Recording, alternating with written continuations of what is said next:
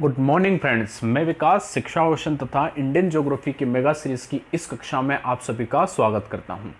मेरे साथियों, भारत की भूगोल की मेगा सीरीज के तहत हम 2 क्लासेस पढ़ चुके हैं और आज की क्लास तीसरी क्लास है। यानी जो मेरे नए साथी हैं, मैं उनको ये कहना चाहता हूं कि हमने भारत के भूगोल के मेगा सीरीज को शुरू किया है, जिसके तहत हम 200 क्वेश्चनों को पढ़ रहे हैं और इन 200 प्रश्नों के माध्यम से हम भारत के भूगोल के 90% सिलेबस को कवर करना चाहते हैं और उसी के तहत 2 वीडियो अपलोड किए जा चुके हैं। यह तीसरा वीडियो है। तो मेरे साथियों, आप देर न करते हुए शिक्षा ओशन को तुरंत सब्सक्राइब कर लीजिए और बेल आइकन को प्रेस कर दीजिए। साथियों, बेल आइकन को प्रेस करना बहुत ज़रूरी है, क्योंकि आपको शिक्षा ओशन पर जैसे वीडियो अपलोड होता है, क्लास शुरू होती है, नोटिफिकेशन आप तक पहुंच जाती है। हम रोज़ 11 बजे, सुबह 11 बजे भारत के भूगोल की क्लास को पढ़ते हैं, जबकि शाम को 6 बजे हम भारतीय संविधान की कक्षा को पढ़ते हैं।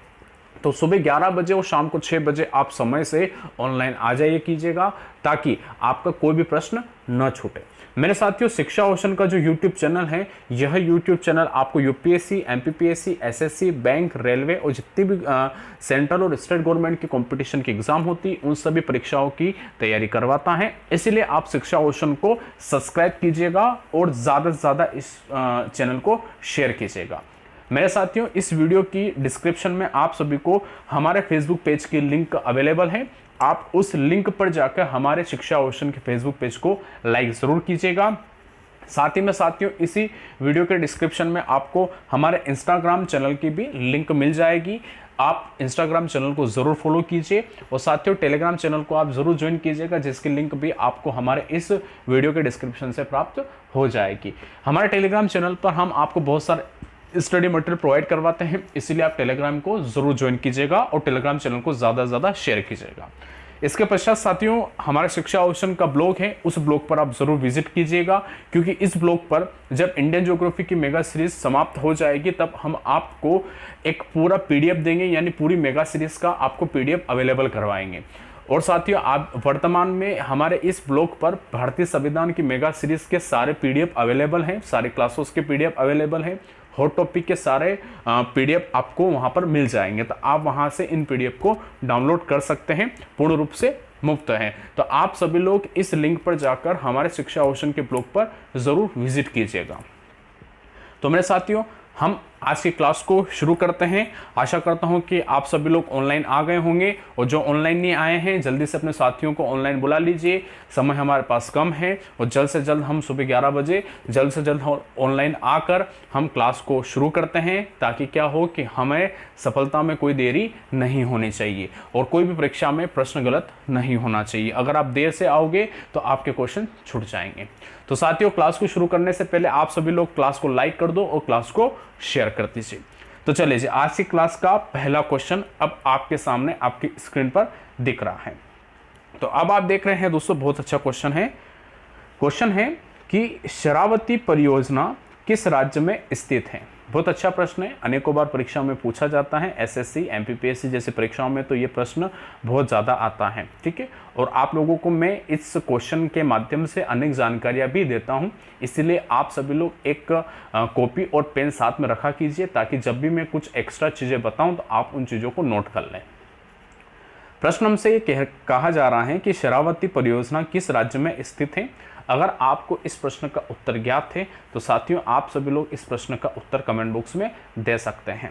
ऑप्शन है आंध्र प्रदेश, कर्नाटक, तमिलनाडु, मध्य प्रदेश।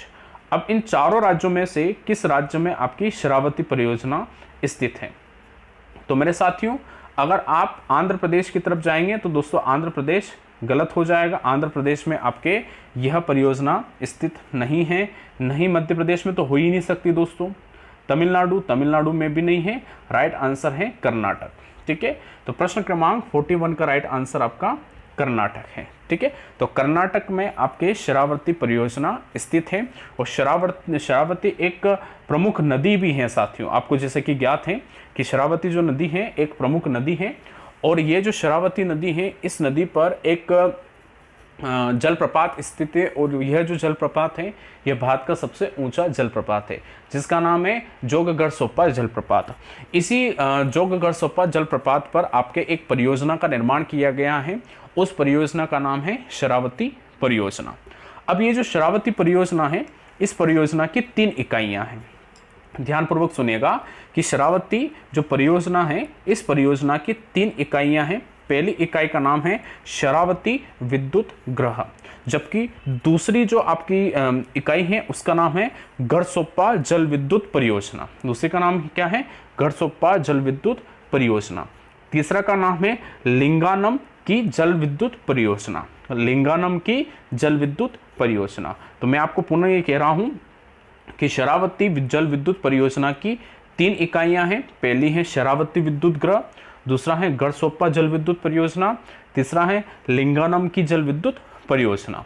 अब ये जो तीनों जो परियोजना है, इन परियोजनाओं की वजह से आपके विद्युत का निर्माण किया जाता है, इलेक्ट्रिसिटी का निर्माण होता है।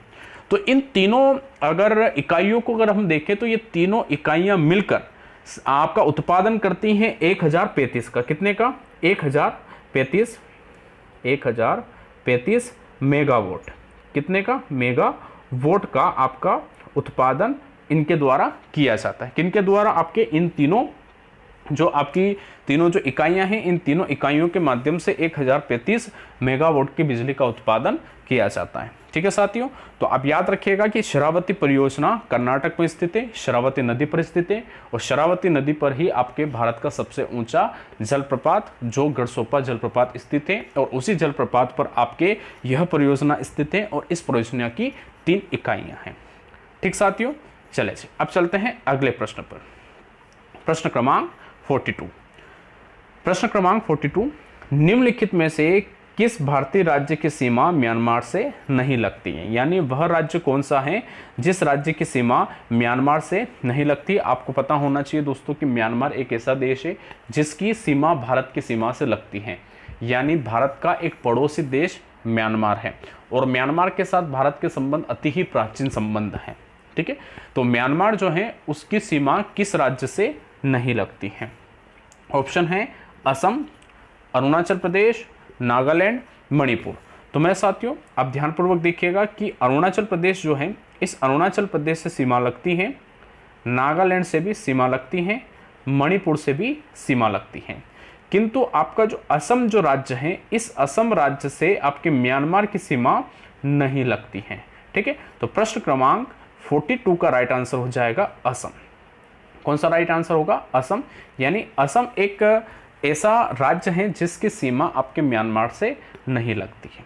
क्लियर साथियों, तो प्रश्न क्रमांक 42 का राइट आंसर असम हो गया। चलिए जी, अभी तो बहुत अच्छे अच्छे प्रश्न आपके आने हैं, तो आप कहीं मत जाओ, क्लास को पूरा देखो। ठीक है, ऐसा नहीं है कि आप क्लास में आए, ऑनलाइन आए, वीडियो को लाइक किया और चले गए। ऐसा काम नहीं करना है, आपको पूरी क्लास लेनी है। अभी तो शुरुआत है साथियों, अभी तो बहुत अच्छे अच्छे प्रश्न आपके सामने आएंगे। और आप क्या किया करो दोस्तों कि आपके सामने जब भी कोई प्रश्न आता है, जैसे मैं आपके सामने प्रश्न लेके आया, तो आप उस प्रश्नों को पढ़कर सुनकर उत्तर देने की कोशिश किया करो। आप उत्तर दोगे तो मुझे पता चलेगा कि आपको कितना समझ में आ रहा है। ठीक है, तो उत्तर देने का प्रयास किया करो साथियों। ज्यादा से ज्यादा होगा क्या? गलत होगा। ठीक है, तो आप उत्तर देने का तो प्रयास किया ही करो।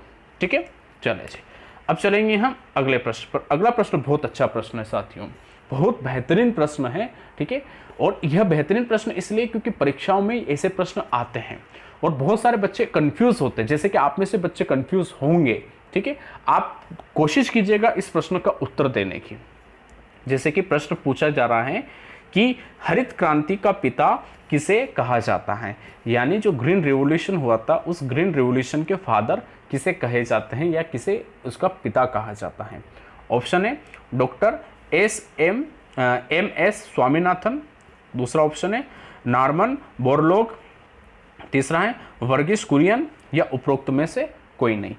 आप मुझे बताइएगा कि हरित क्रांति का पिता किसे कहा जाता है। आप तुरंत जल्द से जल्द मुझे ऑप्शन में कमेंट बॉक्स में आप सभी लोग कमेंट करके मुझे बताइएगा कि राइट आंसर क्या है। हरित क्रांति का पिता किसे कहा जाता है? डॉक्टर एम एस स्वामीनाथन को, नॉर्मन बोरलॉग को, वर्गीस कुरियन को, या इनमें से कोई नहीं। तो अगर आपने उत्तर दिया है तो अधिकांश बच्चे हरित क्रांति के पिता पर जाएंगे आपके डॉक्टर MS स्वामीनाथन पर, डॉक्टर स्वामीनाथन को वह चुनाव करेंगे। तो मेरे साथियों, प्रश्न हमसे पूछा जा रहा है कि हरित क्रांति के पिता किसे कहते हैं। प्रश्न हमसे ये नहीं पूछा जा रहा है कि भारत में हरित क्रांति के पिता या हरित क्रांति के जनक किसे कहा जाता है।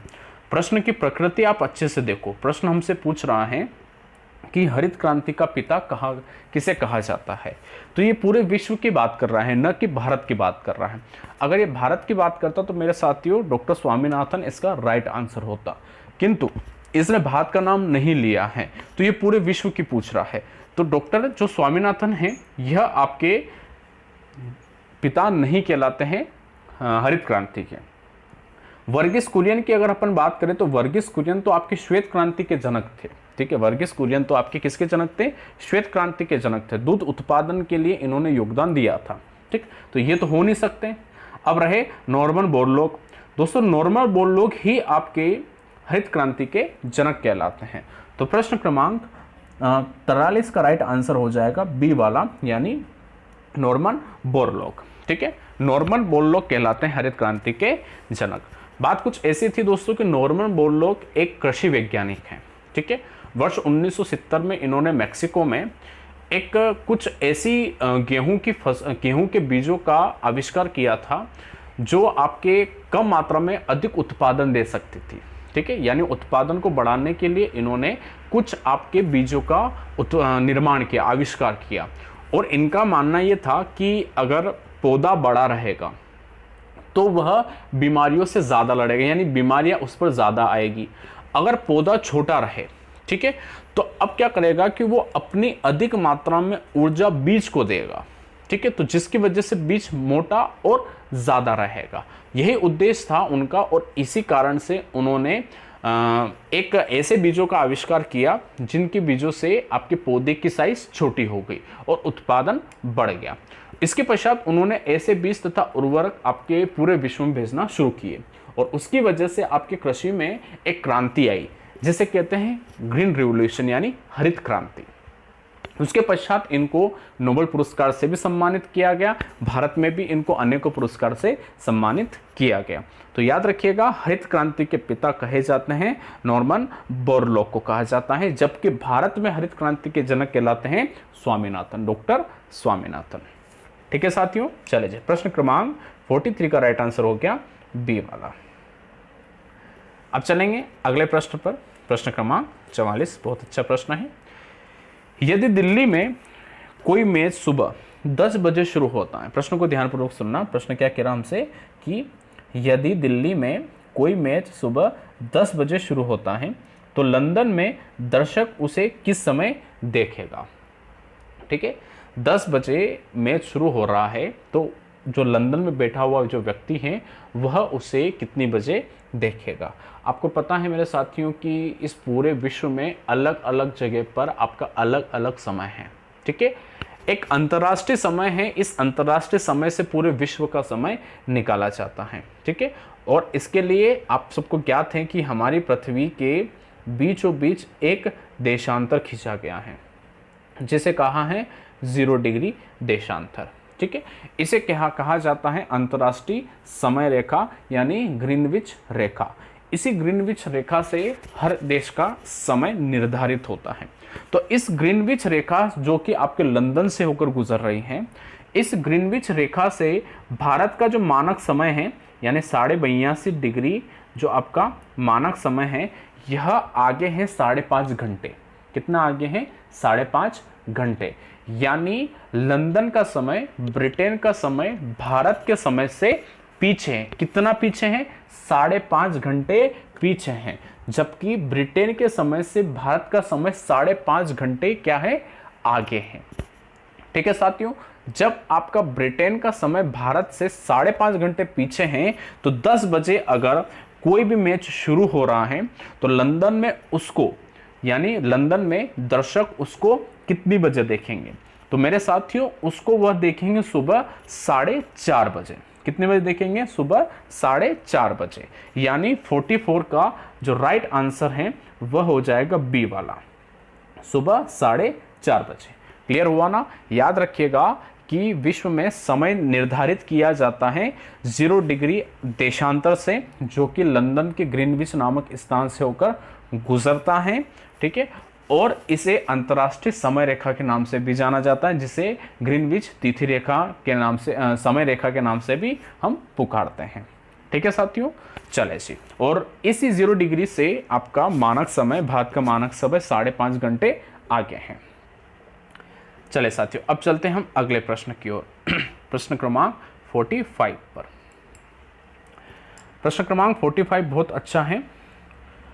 पोलावरम प्रोजेक्ट किस राज्य में स्थित है? क्वेश्चन हमसे क्या पूछा जा रहा है? पोलावरम प्रोजेक्ट किस राज्य में स्थित है? ठीक है, ऑप्शन है मध्य प्रदेश, गुजरात, आंध्र प्रदेश या कर्नाटक। ठीक है, पोलावरम प्रोजेक्ट के बारे में हमसे पूछा जा रहा है, ठीक है। यानी यह प्रोजेक्ट है, एक नदी के ऊपर बनाई जाने वाली परियोजना है पोलावरम प्रोजेक्ट। अब किस राज्य में स्थित है? मध्य प्रदेश, गुजरात, आंध्र प्रदेश या कर्नाटक? तो मेरे साथियों, इसका जो राइट आंसर है वह राइट आंसर होगा आंध्र प्रदेश, ठीक है। आंध्र प्रदेश में स्थित है पोलावरम प्रोजेक्ट, ठीक है। और यह प्रोजेक्ट गोदावरी नदी पर स्थित है, और आंध्र प्रदेश का एक जिला है गोदावरी जिला, उस गोदावरी जिले में पोलावरम प्रोजेक्ट स्थित है, और इसके तहत आपके बहुउद्देशीय परियोजनाओं को चलाया जाता है। तो याद रखिएगा कि पोलावरम जो प्रोजेक्ट है वह प्रोजेक्ट स्थित है आपके आंध्र प्रदेश में। नदी है गोदावरी नदी, जगह है, राज्य देखें तो आंध्र प्रदेश, और जिला देखें तो गोदावरी जिला, ठीक है साथियों। चलिए मेरे साथियों, अब चलते हैं हम अगले प्रश्न पर। अगले प्रश्न पर चलने से पूर्व जिन साथियों ने अभी तक भी इस क्लास को लाइक नहीं किया है, वे क्लास को लाइक कर दीजिए और क्लास को ज़रा शेयर कर दीजिए साथियों, ठीक है। चलिए, और आप सभी लोग को ना उत्तर देने की कोशिश किया करो, ठीक है। कमेंट्स में आप है ना ऑप्शन को डाला करो कि हाँ सर इसका यह उत्तर हो सकता है, ठीक है। मुझे लगे, मैं देखूँ तो कि आप कितना प्रयास कर रहे हैं, आपको कितना आता है, तो आप बिल्कुल कमेंट्स किया कीजिएगा, ठीक है साथियों। चलिए जी, अब चल रहे हैं हम अगले प्रश्न पर। प्रश्न क्रमांक 46। भारत का सबसे लंबा राष्ट्रीय राजमार्ग कौन सा है? तुरंत बताइएगा दोस्तों कि भारत का सबसे लंबा राष्ट्रीय राजमार्ग कौन सा है? NH44, NH1, NH2 या NH10? कौन सा भारत का सबसे लंबा राष्ट्रीय राजमार्ग है? बहुत इजी क्वेश्चन है, आप में से अधिकांश छात्रों को इस प्रश्न का उत्तर पता होगा, तो तुरंत इसका उत्तर दीजिए। तो मेरे साथियों, प्रश्न क्रमांक 46 का राइट आंसर होगा आपका NH44, ठीक है। यह भारत का सबसे लंबा राष्ट्रीय राजमार्ग है, जो कि शुरू होता है आपके जम्मू कश्मीर से, श्रीनगर से शुरू होता है और समाप्त होता है ये कन्याकुमारी तक, ठीक है। और इसकी अगर लंबाई देखें तो लंबाई है 3745 किलोमीटर, ठीक है। 3745 किलोमीटर, जो कि उत्तर में जम्मू कश्मीर से शुरू होकर दक्षिण में आपके कन्याकुमारी तक समाप्त होता है। NH44 उत्तर और दक्षिण को जोड़ने वाला यह एक महत्वपूर्ण राजमार्ग है, नेशनल हाईवे है, जिसकी संख्या है 44, ठीक है साथियों। तो प्रश्न क्रमांक 46 का राइट आंसर हो जाएगा ए वाला, यानी NH44। आप सभी लोग है ना, जो मैं आप लोगों को एक्स्ट्रा जो फैक्ट बता रहा हूँ, इन चीज़ों को नोट कर लिया करो। एक कॉपी साथ में रखो, पेन साथ में रखो, जब भी मैं कोई चीज़ बताऊं तो आप उसको तुरंत नोट कर लो, ताकि क्या है कि आपके पास बहुत सारा नॉलेज हो जाएगा, नोट्स बन जाएंगे, ताकि आपके परीक्षा में अगर किसी भी प्रकार से घुमा फिरा के प्रश्न आए तो आपका प्रश्न गलत नहीं होगा, ठीक है मेरे साथियों। चले जी, अब चलेंगे हम अगले प्रश्न पर। प्रश्न क्रमांक 47 पर।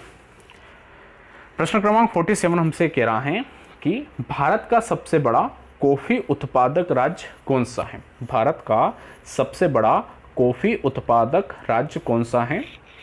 ऑप्शन है तमिलनाडु, आंध्र प्रदेश, कर्नाटक, केरल, ठीक है। तो आप मुझे बताइए, भारत में सबसे ज़्यादा कॉफ़ी का उत्पादन कौन सा राज्य करता है? क्या तमिलनाडु करता है, आंध्र प्रदेश करता है, कर्नाटक करता है या केरल करता है? तो मेरे साथियों, भारत में सबसे ज़्यादा कॉफ़ी का उत्पादन अगर कोई राज्य करता है तो वह करता है कर्नाटक, कर्नाटक में फेमस पहाड़ी है बाबा बूदानी की पहाड़ी। कौन सी पहाड़ी? बाबा बूदानी की पहाड़ियाँ स्थित हैं कर्नाटक में। और यह बाबा बूदानी की पहाड़ियाँ प्रसिद्ध हैं कॉफ़ी की खेती के लिए, कॉफ़ी के उत्पादन के लिए। भारत कॉफ़ी का उत्पादन करता है और विश्व की सर्वश्रेष्ठ कॉफ़ी का उत्पादन भारत करता है। याद रखिएगा, जहाँ पर सर्वाधिक मात्रा में कॉफ़ी का उत्पादन होता है कर्नाटक में, बाबा बूदानी की पहाड़ियों पर। ठीक है। और भारत में कॉफ़ी का पौधा लाने का श्रेय भी सूफी संत बाबा बूदानी को ही जाता है, याद रखिएगा। और उन्हीं के सम्मान में यह नाम रखा गया बाबा बूदानी की पहाड़ियाँ। इसके पश्चात केरल में भी आपके कॉफ़ी का उत्पादन होता है, किंतु कर्नाटक के मुकाबले कम। अगर विश्व में हम देखें कि विश्व में सबसे ज़्यादा कॉफ़ी का उत्पादन कौन सा देश करता है, तो आपको बता दूं कि विश्व में सबसे ज़्यादा कॉफ़ी का उत्पादन ब्राज़ील करता है। कौन करता है? ब्राज़ील। और ब्राज़ील में जो कॉफ़ी के पौधे होते हैं, उन कॉफ़ी के पौधों को कहा जाता है फेजेंडा। क्या कहा जाता है? फेजेंडा। ठीक है। ये बहुत सारी चीज़ें ऐसी हैं जो आपके परीक्षा में आती हैं, और जैसे जैसे कोई चीज़ इनसे रिलेट करेगी मैं आप लोगों को बताता रहूँगा। आपको करना कुछ नहीं है, बस मेरे साथ आपको डेली 11 बजे क्लास लेनी है भूगोल की, और शाम को 6 बजे क्लास लेनी है आपके संविधान की। ठीक है। कहीं नहीं जाना है, पूरी क्लास आपको ध्यानपूर्वक लेनी है। क्लास को लाइक और शेयर करना है। ठीक है साथियों। ठीक। तो भारत में सबसे ज़्यादा कॉफ़ी का उत्पादन कर्नाटक राज्य करता है। चले जी, अब चलेंगे हम अगले प्रश्न की ओर। प्रश्न क्रमांक 48। प्रश्न क्रमांक 48, मेघालय राज्य कब अस्तित्व में आया? हमसे प्रश्न क्या पूछा जा रहा है कि मेघालय राज्य कब अस्तित्व में आया, यानी मेघालय राज्य का गठन कौन से वर्ष हुआ? तो 1970, 1971, 1972 या 1973। तो मेरे साथियों, इसका जो राइट आंसर है वह राइट आंसर होगा 1972। 1972 और तारीख है 21 जनवरी। 21 जनवरी 1972 को जयंतिया, गारो और खासी, ध्यानपूर्वक सुनिएगा, 21 जनवरी 1972 को जयंतिया, गारो और खासी, यह तीनों पहाड़ियां हैं। इन तीनों पहाड़ियों के क्षेत्र को मिलाकर आपके मेघालय राज्य का निर्माण किया गया है। ठीक है। कौन कौन सी पहाड़ियां? जयंतिया, गारो और खासी, इन तीनों पहाड़ियों को मिलाकर मेघालय राज्य का निर्माण किया गया। ठीक है। और ये जो तीनों पहाड़ियां हैं चूंकि मेघालय राज्य में स्थित हैं, और आपके परीक्षा में कभी प्रश्न आ जाए कि आपकी जयंतिया, गारो और खासी, ये तीनों पहाड़ियां किस राज्य में स्थित हैं, तो मेघालय में स्थित है। और एक चीज और साथियों, जयंतिया, गारो और खासी, ये तीनों जो आपकी पहाड़ियां हैं, इन पहाड़ियों के नाम पर आपके जनजातियों के भी नाम हैं। यानी मेघालय में जयंतिया जनजाति रहती हैं, गारो जनजाति रहती हैं और खासी जनजाति रहती हैं। ठीक है। ये तीन जनजातियां भी मेघालय में निवास करती हैं। तो आप याद रखिएगा कि मेघालय राज्य का निर्माण आपके 21 जनवरी 1972 को हुआ था। ठीक साथियों। चलें मेरे मित्रों, अब चलेंगे हम अगले प्रश्न की तरफ। अगला प्रश्न बहुत अच्छा प्रश्न है। भारत में एकमात्र मटमेला ज्वालामुखी किस स्थान पर स्थित है? मटमेला ज्वालामुखी का मतलब यह है कि जहां से लावा राख के रूप में अधिक मात्रा में निकलता है। ठीक है। तो ऐसा ज्वालामुखी किस स्थान पर स्थित है? चूंकि यह ज्वालामुखी इतना प्रसिद्ध नहीं है साथियों, किंतु फिर भी क्वेश्चन है, कभी परीक्षा में आ जाए तो मैं आपको बता दूं। तो ऑप्शन है बाराडांग द्वीप, बेरन द्वीप, कार निकोबार या हैवलॉक द्वीप। तो मेरे साथियों, मटमेला जो ज्वालामुखी है, यह मटमेला ज्वालामुखी आपका स्थित है बाराडांग द्वीप पर। कहां पर स्थित है? बाराडांग द्वीप। ठीक है। तो प्रश्न क्रमांक 49 का राइट आंसर हो जाएगा ए वाला बाराडांग द्वीप। क्लियर मेरे साथियों? चले जाए, अब चलेंगे हम अगले प्रश्न की तरफ, प्रश्न क्रमांक 50 पर। ठीक है। अब प्रश्न क्रमांक 50 पर हम पहुंच गए हैं, यानी इस आज की क्लास के आधे सेशन तक हम पहुंच चुके हैं।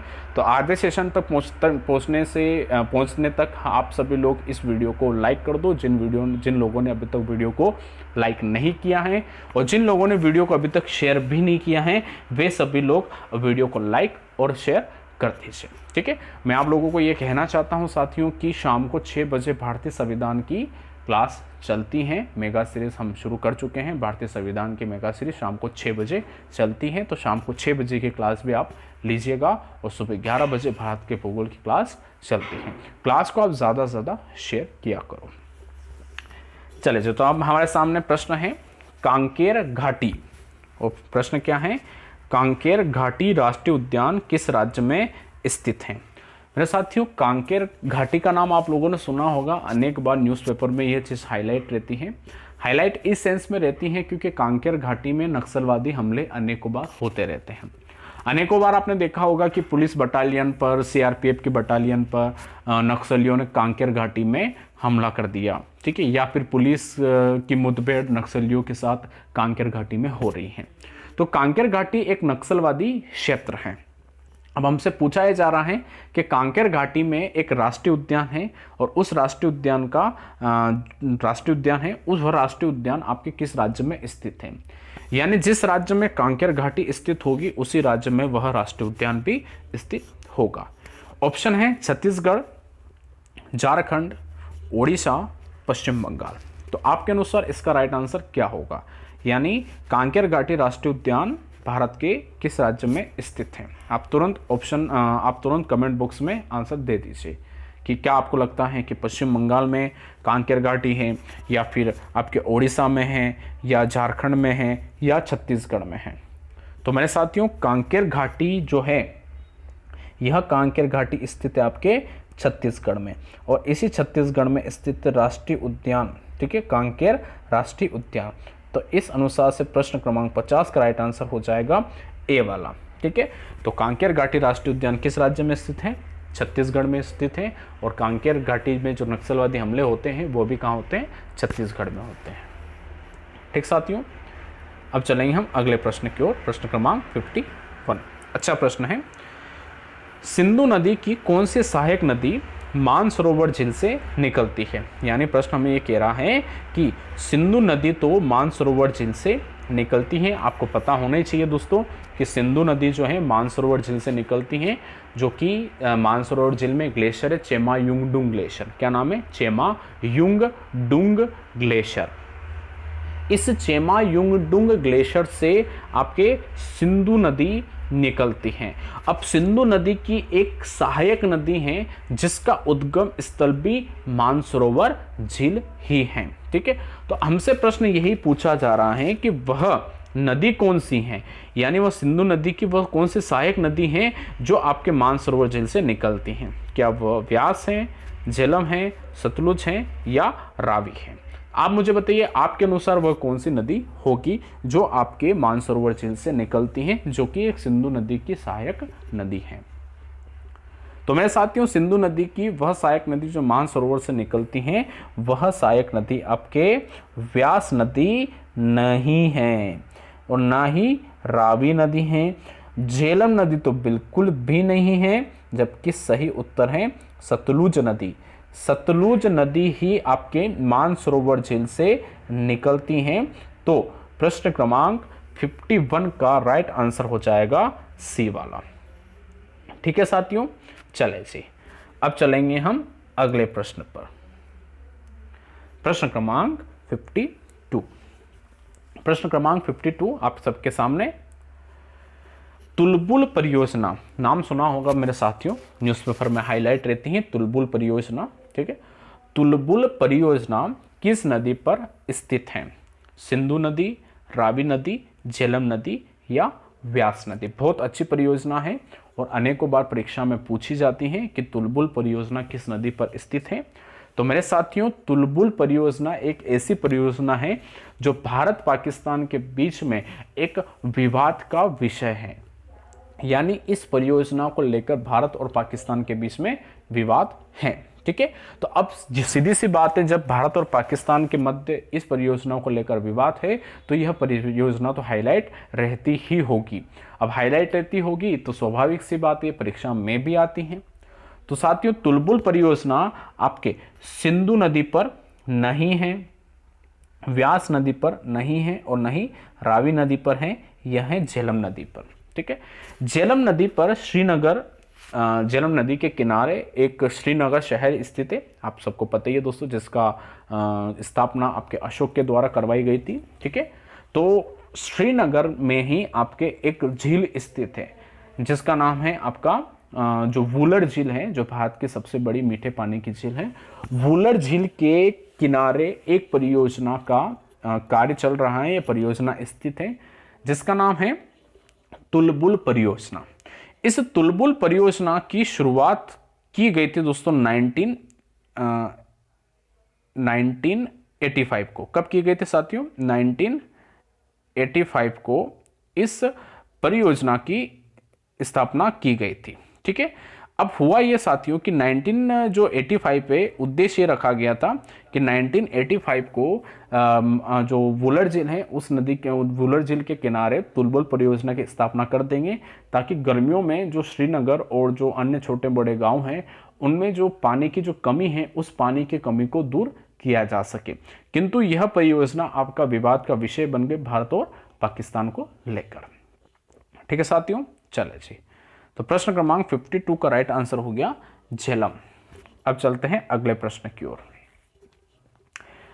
कयाल नामक भौगोलिक संरचना भारत में किस राज्य में पाई जाती है? मेरे साथियों, कयाल एक भौगोलिक संरचना है। भौगोलिक संरचना का मतलब ये है कि कयाल, हमेशा याद रखिएगा, समुद्री तट पर निर्मित होते हैं, समुद्री लहरों के द्वारा निर्मित किए जाते हैं कयाल। ठीक है, जिसके अंतर्गत समुद्र तट पर कुछ अवरोधों का निर्माण हो जाता है। ये अवरोध चाहे आपके मूंगा की चट्टान के हो, ये अवरोध चाहे आपके किसी भी अवशिष्ट पदार्थों के हो, या फिर ये अवरोध आपके किसी भी बालू रेत के हो, इन अवरोधों को कहा जाता है कयाल। क्या कहा जाता है? कयाल। ठीक है, तो कयाल भारत में प्रसिद्ध हैं किस राज्य में, यानी किस राज्य के कयाल भारत में प्रसिद्ध हैं? ऑप्शन है कर्नाटक, महाराष्ट्र, केरल या तमिलनाडु। तो मेरे साथियों, भारत में जो कयाल हैं वह प्रसिद्ध हैं आपके केरल में। केरल के कयाल प्रसिद्ध हैं। आप सबको पता है दोस्तों कि केरल में वेबनाड झील है। वेबनाड झील में अनेक कयाल पाए जाते हैं और इसी कयाल में आपके मछली पकड़ने का कार्य भी किया जाता है, क्योंकि कयाल में जो जल है वह होता है छिछला। छिछला का मतलब होता है कम गहरा। जहां पर मछलियां कम गहरी पाई जाती हैं तो वहां पर मछलियां ज्यादा रहती, इसलिए वहां पर मछली पकड़ी जाती हैं। दूसरी बात, कयाल में आपके बड़ी मात्रा में बोटिंग रेस होती है। ठीक है, यानी नाव की जो प्रतियोगिताएं होती हैं केरल में, यह केरल में प्रतियोगिता इन कयालों में ही आयोजित करवाई जाती हैं। ठीक है, तो आपको क्लियर हुआ ना दोस्तों कि कयाल क्या है और कहाँ स्थित है? तो याद रखिएगा, कयाल एक भौगोलिक संरचना है जो कि आपके स्थित है केरल राज्य में। ठीक साथियों, अब चलेंगे हम अगले प्रश्न पर। निम्नलिखित में से कौन सी नदी अमरकंटक से निकलती है? यानी इनमें से वो कौन सी नदी है जो आपका उद्गम स्थल अमरकंटक है, यानी अमरकंटक की पहाड़ियों से निकलती। बहुत इजी क्वेश्चन है दोस्तों, आप में से सभी लोग इसका उत्तर आसानी से दे देंगे। तो चलिए जी, देर किस बात की, आप तुरंत कमेंट में इसका उत्तर दीजिएगा कि अमरकंटक से कौन सी नदी निकलती है। ऑप्शन है बेतवा नदी, माही नदी, नर्मदा नदी या ताप्ती नदी। इन चारों नदियों में से कौन सी नदी अमरकंटक से निकलती है? बेतवा, माही, नर्मदा या ताप्ती। ठीक है, तो तुरंत आप सभी लोग 5 सेकंड का आपके पास समय है, 5 सेकंड के भीतर आप सभी लोग इसका उत्तर दे दीजिए। तो मेरे साथियों, प्रश्न क्रमांक 54 का राइट आंसर है नर्मदा। नर्मदा नदी ही अमरकंटक की पहाड़ियों से निकलती है। ठीक है साथियों, अब चलते हैं अगले प्रश्न की तरफ। बहुत अच्छा प्रश्न है, बहुत प्यारे प्रश्न आया आपके सामने। प्रश्न है, निम्नलिखित में से किस बंदरगाह को अरब सागर की रानी कहा जाता है? ठीक है, यानी वह कौन सा बंदरगाह है जिस बंदरगाह को आपकी अरब सागर, ठीक है, अरेबियन सी की क्वीन यानी रानी कहा जाता है। ठीक, तो विजांग बंदरगाह, पारादीप बंदरगाह, कोचिन बंदरगाह या मुंबई बंदरगाह। तो आप मुझे बताइए कमेंट बॉक्स में कि वो कौन सा बंदरगाह है जो अरब सागर के किनारे स्थित है और जिसे अरब सागर की रानी कहा जाता है। तो क्या वह बंदरगाह मुंबई बंदरगाह है, या वह बंदरगाह विशाख बंदरगाह है, या वह पारादीप बंदरगाह है, या कोच्चि बंदरगाह है, वो कौन सा बंदरगाह है। तो मेरे साथियों, अगर इस प्रश्न का उत्तर हम ढूंढे और हम ये ढूंढे कि अरब सागर की रानी किस बंदरगाह को कहा जाता है, तो याद रखिएगा कोच्चि बंदरगाह आपके अरब सागर की रानी कहलाती हैं। क्यों? क्योंकि कोच्चि बंदरगाह आपका एक प्राकृतिक बंदरगाह है जो कि केरल में स्थित है, और केरल में भी वेबनाथ झील जो है उसके किनारे स्थित एक प्राकृतिक बंदरगाह है जिसके आसपास अनेक कयाल पाए जाते हैं। और कयाल किसे कहते हैं? वर्तमान में मैंने कुछ ही समय पूर्व इस कयालों के बारे में बताया था। ठीक है, तो अरब सागर की रानी किस बंदरगाह को माना जाता है? तो याद रखिएगा कोच्चि बंदरगाह को अरब सागर की रानी माना जाता है। ठीक है साथियों, चलिए अगले प्रश्न पर हम चलेंगे। प्रश्न क्रमांक 56 पर चलेंगे।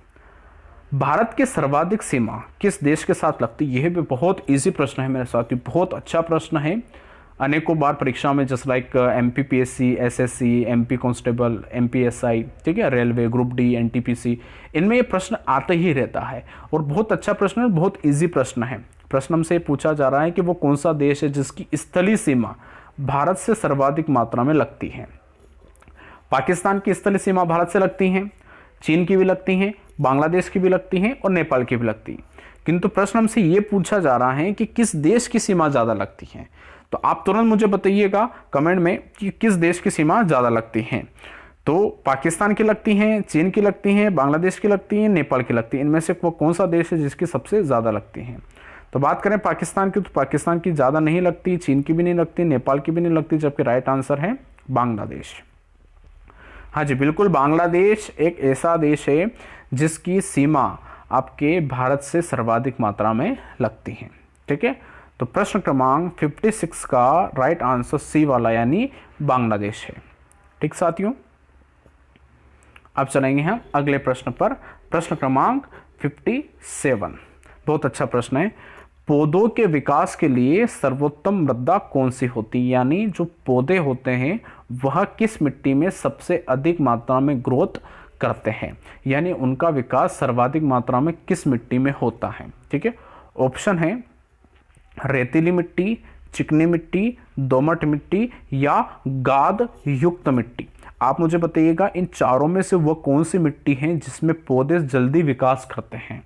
ठीक है, बहुत अच्छा प्रश्न है और इस प्रश्न का उत्तर जानने के बाद इसको आप हमेशा के लिए याद रखिएगा कि पौधे सर्वाधिक मात्रा में किस मिट्टी में आपका विकास सर्वाधिक करते हैं। अगर आपको इस प्रश्न का उत्तर पता हो तो आप कमेंट बॉक्स में प्रयास कर सकते हैं। ठीक है, रेतीली मिट्टी, चिकनी मिट्टी, दोमट मिट्टी या गाद युक्त मिट्टी। अधिकांश बच्चे परीक्षा में अगर इस प्रश्न को देखते हैं और इसका उत्तर वह लगा लेते हैं गाद युक्त मिट्टी को, किंतु यह गलत है। चिकनी मिट्टी भी नहीं है और रेतीली मिट्टी भी नहीं है, किंतु दोमट मिट्टी जो है, दोमट मिट्टी इसका सही उत्तर होगा, क्योंकि दोमट मिट्टी में वह सारी खासियत होती, विशेषताएं होती हैं जो एक पौधे के विकास के लिए योगदान देती हैं। जिसमें पहली चीज़ ये है कि दोमट मिट्टी में आपके रेत की मात्रा भी होती है, दोमट मिट्टी में आपके ह्यूमस की मात्रा भी होती है, और तीसरी सबसे बड़ी बात है कि दोमट मिट्टी नमी को अधिक मात्रा में या अधिक समय के लिए वह सोख लेती है। और पौधों को चाहिए नमी और दूसरा चाहिए पौधों को आपके ह्यूमस। ठीक है, क्योंकि ह्यूमस में बड़ी मात्रा में आपके खनिज पदार्थों की मात्रा होती है और इन खनिज पदार्थों का उपयोग करता है पौधा अपने विकास के लिए। और तीसरा, यह रेतीली होती है, तो ये रेतीली क्या होती है तो तब क्या करती है कि पौधे को फैलने में ज़्यादा दिक्कत नहीं होती है। ठीक है, क्योंकि ये टाइट नहीं होती है तो तुरंत आपका पौधा फैल सकता है। इसलिए दोमट मिट्टी ऐसी मिट्टी होती है जिसमें पौधे का विकास सर्वोत्तम होता है। ठीक साथियों, चले जी अब चलेंगे प्रश्न क्रमांक 58 पर। भारत के निम्नलिखित क्षेत्रों पर विचार करना है। ठीक है, पहला उत्तर पूर्वी हिमालय, ध्यान रखिएगा, ध्यानपूर्वक विचार कीजिएगा। उत्तर पूर्वी हिमालय, पश्चिमी घाट और पूर्वी घाट, तीन हमारे सामने कथन है, उनके ऊपर विचार करना है। ठीक है, अब प्रश्न है उपरोक्त में से किस क्षेत्र में उष्णकटिबंधीय वर्षावन पाए जाते हैं? यानी इन तीनों क्षेत्रों में से कहां पर आपके उष्णकटिबंधीय वर्षावन पाए जाते हैं, हमसे यह पूछा जा रहा है। तो सुनिएगा, हिमालय को यहाँ पर बोला जा रहा है उत्तर पूर्वी हिमालय। ठीक है, उत्तर पूर्वी हिमालय का तात्पर्य यह है कि जो नॉर्थ ईस्ट में जो हिमालय की जो पहाड़ियां हैं, हिमालय का जो पर्वतीय हिस्सा है, आपने देखा होगा वहां पर बड़ी मात्रा में जंगल है। ठीक है, वहां पर बर्फबारी नहीं होती है, वहां पर अधिक मात्रा में वर्षा होती है। जो नॉर्थ ईस्ट के जो इलाके हैं वहां पर अधिक मात्रा में वर्षा होती है, और वहां पर आपका हिमालय पर भी स्थित है, तो वह हिमालय कहलाता है उत्तर पूर्वी हिमालय। तो उत्तर पूर्वी हिमालय में आपके वर्षा वन पाए जाते हैं, और उन वर्षा वनों को कहते हैं उष्णकटिबंधीय वर्षा वन। तो आपका उत्तर पूर्व एक हो गया। उसके पश्चात पश्चिमी घाट को अगर अपन देखें, जो भारत के पश्चिम में स्थित है, यहाँ पर भी बड़ी मात्रा में आपके जंगल हैं, वन पाए जाते हैं, और यहाँ पर भी ये जो वन है यह है वर्षा वन, यानी उष्णकटिबंधीय वर्षा वन। किंतु अगर हम पूर्वी घाट की बात करें तो पूर्वी घाट की ऊंचाई इतनी अधिक नहीं है कि यहाँ पर पर्वतीय वर्षा हो सके। तो यहाँ पर पूर्वी घाट में, जो कि भारत के पूर्व में स्थित है, इस पूर्वी घाट की ऊंचाई कम होने की वजह से यहाँ पर वर्षा नहीं होती है, और यही कारण है कि यहाँ पर वर्षा कम होने की वजह से यहाँ पर वन नहीं पाए जाते हैं। तो सिर्फ उत्तर पूर्वी हिमालय और पश्चिम घाट में ही आपके उष्णकटिबंधीय वर्षा वन पाए जाते हैं। तो अब तीसरा तो कथन गलत हो जाएगा, तो इस अनुसार से बी सी तो गलत हो गए, और डी वाला भी गलत हो गया। अब सही उत्तर होगा 1 और 2। ठीक है साथियों, तो प्रश्न क्रमांक 58 का उपयुक्त जो राइट आंसर यानी उपयुक्त जो उत्तर होगा वह होगा 1 और 2, यानी उत्तर पूर्वी हिमालय और दूसरा पश्चिमी घाट। ठीक है साथियों, अब चलते हैं अगले प्रश्न पर। प्रश्न क्रमांक 59, पुष्कर घाटी से निकलने के बाद लूनी नदी कहाँ समाप्त हो जाती है? यानी देखो, अब लूनी नदी राजस्थान में स्थित है। ठीक है, और हमें ये प्रश्न ये बताता है कि लूनी नदी का उद्गम स्तर पुष्कर घाटी यानी पुष्कर पर्वत है। अजमेर की पहाड़ियाँ, अजमेर में आपका पुष्कर जी भी स्थित है, एक दर्शनीय स्थित स्थल है, ब्रह्मा जी का मंदिर वहाँ पर स्थित है साथियों। अजमेर में आपके अजमेर में जो आप चाहोगे तो वहाँ पर बहुत सारे दर्शनीय स्थल हैं। ठीक है, जिसमें से आप पुष्कर जी भी जा सकते हैं, और पुष्कर जी जाओगे तो आप सभी लोग लूनी नदी का उद्गम स्थल भी वहाँ पर दे सकते हैं। ठीक है, अब इसके पश्चात प्रश्न ये पूछा जाता है कि पुष्कर घाटी जो है वहाँ से लूनी नदी निकलती है, किंतु वह आगे जाकर समाप्त हो जाती है। ठीक है, तो वह समाप्त कहाँ होती है? साबरमती की सहायक नदी के रूप में, कच्छ के रण में, अरब सागर में, या माउंट आबू में? तो मेरे साथियों, आपको मैं बता दूं कि ये जो लूनी नदी है यह रण के कच्छ में, कच्छ के रण में आपके विलुप्त हो जाती हैं, यानी रेगिस्तान में जाकर यह समाप्त हो जाती हैं। तो प्रश्न क्रमांक 59 का राइट आंसर होगा कच्छ का रण, याद रखिएगा। और आपके गुजरात तक आते आते यह पूर्ण रूप से समाप्त हो जाती है, यानी यह नदी, लूनी नदी, न तो अपना जल किसी दूसरी नदी में गिराती है और न ही यह किसी सागर में अपना जल गिराती, यह समाप्त हो जाती है। ठीक है साथियों, चले जी, अब चलते हैं आज के सेशन और आज की क्लास के आखिरी प्रश्न की तरफ। प्रश्न क्रमांक 60, और हमसे पूछा जा रहा है कि चिरिया लोह खदान कॉम्प्लेक्स किस राज्य में स्थित है? चिरिया लोह खदान कॉम्प्लेक्स किस राज्य में स्थित है? यानी एक खदान है चिरिया लोह खदान, वह किस राज्य में स्थित है? बिहार, छत्तीसगढ़, झारखंड या उत्तर प्रदेश? आप में से अगर किसी को इस प्रश्न का उत्तर ज्ञात हो तो तुरंत कमेंट में आप मुझे इसका उत्तर बता सकते हैं। प्रश्न हमसे पूछ रहा है खदान के बारे में, लोहे की खदान है और चिरिया नामक उस खदान, मतलब उस खदान का नाम है। अब वह किस राज्य में स्थित है? तो बिहार में, छत्तीसगढ़ में, झारखंड में या उत्तर प्रदेश में? तो मेरे साथियों राइट आंसर होगा झारखंड। झारखंड की जो आपका झारखंड का जो सिंह भूमि है, वह सिंह भूमि में आपके यह खदान स्थित है, चिरिया लोह खदान। ठीक है, तो प्रश्न क्रमांक 60 का राइट आंसर हो जाएगा झारखंड, याद रखिएगा। ठीक है साथियों, चले जी, तो इस प्रकार से आप सभी लोगों ने आज की क्लास में 60 क्वेश्चन यानी 20 क्वेश्चन के साथ अपने इंडियन ज्योग्राफी की मेगा सीरीज के 60 क्वेश्चनों को पढ़ लिया है। तो साथियों, अगर आप सभी को मेरा यह प्रयास अच्छा लगा है तो आप मेरे इस प्रयास को लाइक ज़रूर कीजिएगा और ज़रूर शेयर कीजिएगा।